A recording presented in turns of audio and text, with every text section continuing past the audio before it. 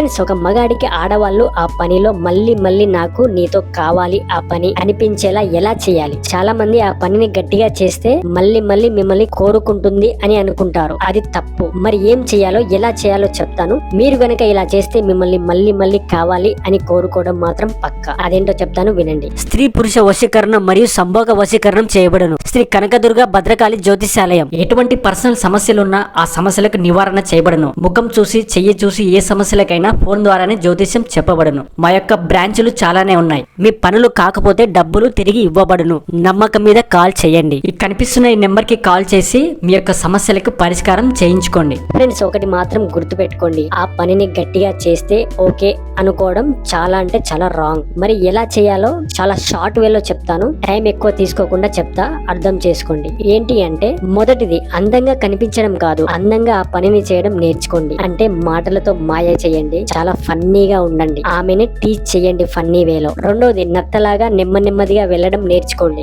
అంటే ఏదో కంగారు పడి గబగబా ఆ పనిని అస్సలు చేయకండి, వాళ్ళకి నచ్చదు, అది మానేయండి. ఇలాంటి అలవాటు ఉంటే టైం తీసుకొని చాలా సేపు రొమాన్స్ మీద కాన్సన్ట్రేషన్ పెట్టండి. మూడోది, నచ్చినప్పుడు చేయడం. అంటే చాలా సేపు రొమాన్స్ చేసేటప్పుడు ఆమె గనుక ఇక చాలు ఆ పనిని స్టార్ట్ చెయ్యి అనే మాట ఆమె నోటి నుండి రానివ్వండి. ఇలా వస్తే మీకే మంచిది, ఆమె కూడా మంచి ఫీల్ లో ఉన్నట్టు అర్థమవుతుంది. నాలుగోది, అడగడం. అంటే ఆ పనిని చేస్తున్నప్పుడు నీకు ఎలా కావాలో చెప్పు, అలా చేస్తా అని చెప్పడం. దీని వల్ల ఆమెకు ఫ్రీడమ్ దొరుకుతుంది. ఆమెకి ఏం కావాలో ఆమె మీకు చెప్తుంది ఇలా అడిగితే. అడగకపోతే వాళ్ళు మనసులోనే అనుకుంటారు కానీ చెప్పరు. ఐదోది, ఆ పని అయిన వెంటనే వెళ్ళిపోవడం. ఇది మాత్రం అసలు చేయకండి. ఆ పని అయిన వెంటనే ఆమెకు ఎలా అనిపించింది అని అడుగుతూ ఎమోషనల్ గా ఉండే మాటలు మాట్లాడండి. ఆమె కష్ట సుఖాలను అడిగి తెలుసుకోండి, సలహాలు ఇవ్వండి. ఇవన్నీ చేస్తే ఆమెకు మీరు బోర్ కొట్టరు. చాలా అంటే చాలా మిమ్మల్ని నమ్ముతుంది, మిమ్మల్ని మళ్ళీ మళ్ళీ కావాలి అని కోరుకుంటుంది కూడా ఇలా ఉంటే. కాబట్టి మీరు మీ సిచ్యువేషన్ ని బట్టి బిహేవ్ చేయండి,